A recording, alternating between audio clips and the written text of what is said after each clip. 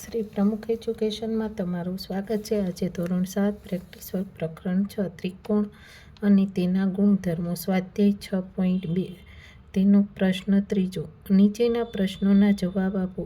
એક ત્રિકોણના એક ખૂણાનું માપ 62 અને બીજા ખૂણાનું માપ 65 છે, તો આ ત્રિકોણના ત્રીજા ખૂણાનું માપ શોધો। તો અહીંયા આપણે સૌપ્રથમ તો દર વખતે જેમ લખતા હતા એમ લખવાનું। તો કે ત્રિકોણના ત્રણેય ખૂણાના માપનો સરવાળો બરાબર તો કે 180 અંશ। એ તો આપણને ખબર બરાબર। તેવી રીતના એ લખીએ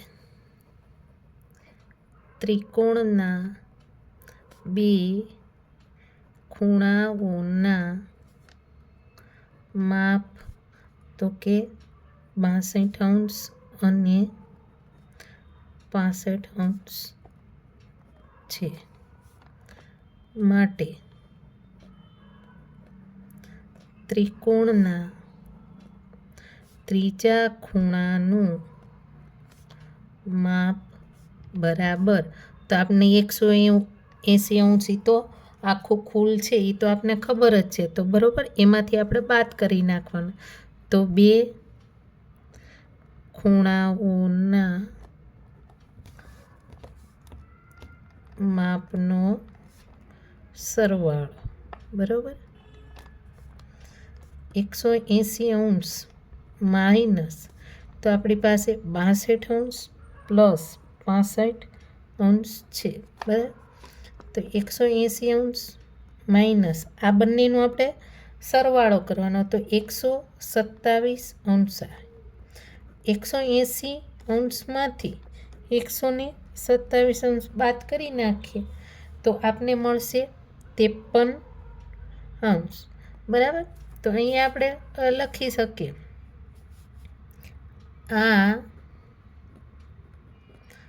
ત્રિકોણના ત્રીજા ખૂણાનું માપ તો કે 53 અંશ હોય બરાબર। તો તેવી રીતે દાખલા નંબર 2 એક ત્રિકોણના બે ખૂણાના માપ સરખા છે, સરખા માપના દરેક ખૂણાનું માપ 25 છે, તો ત્રિકોણના ત્રીજા ખૂણાનું માપ શોધો। તો અહીંયા દર વખતની જેમ પહેલાં આપણે લખી નાખીએ ત્રિકોણના ત્રણેય ખૂણાઓના માપનો સરવાળો બરાબર 180 અંશ। એ તો ખબર બરાબર।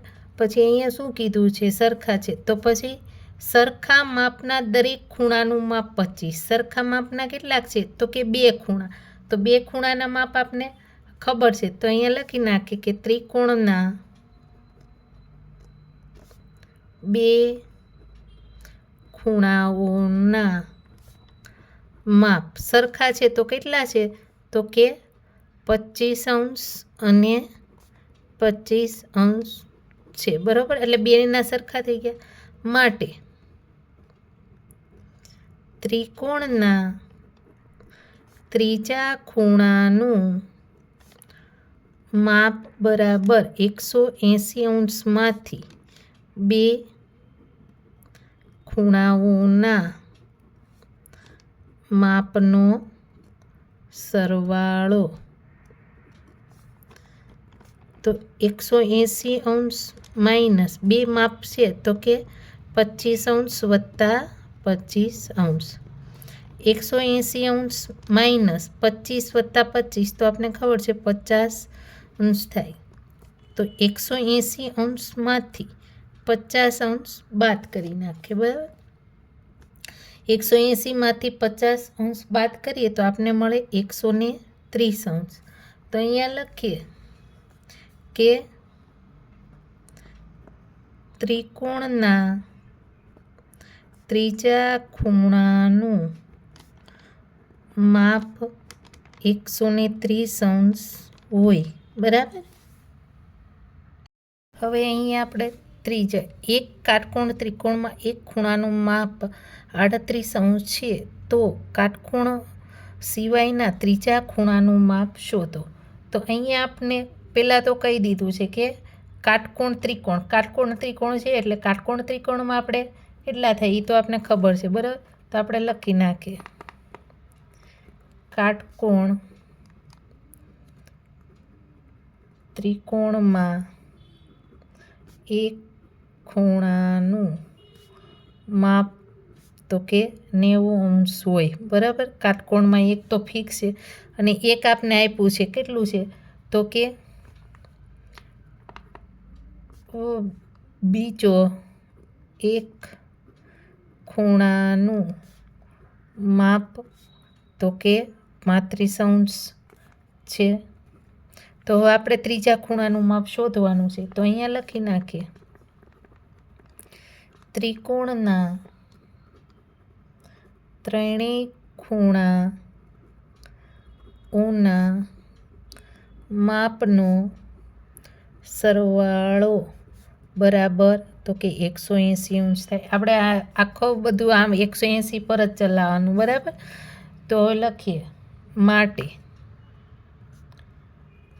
કાટકોણ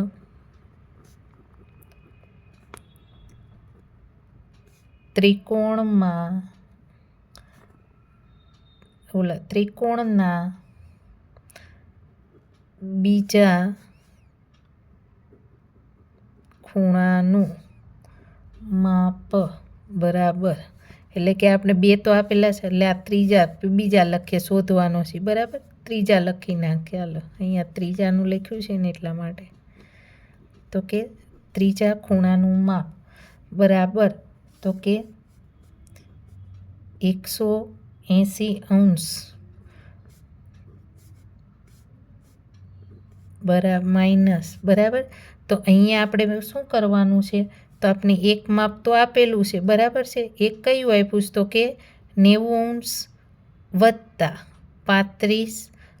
તો આ બંનેનો આપણે સરવાળો કરવાનો છે. 180°માંથી આ બેનો સરવાળો કરી નાખીએ, 90 વત્તા 38, કેમ કે અહીંયા 38 છે, ઉપર 35 કરી નાખ્યા, સોરી. તો કે 38° છે, બરાબર. તો કે આપણે એ બંનેનો સરવાળો કરીએ તો આપણે 128° મળે. તો આપણે 180માંથી 128° બાદ કરી નાખવાના, તો આપણે કેટલા મળશે તો કે 52°. તો અહીંયા લખી નાખીએ કે અહીંયા કીધું છે તો કાટખૂણા સિવાયના ત્રીજા ખૂણાનું માપ 52° થાય, બરાબર.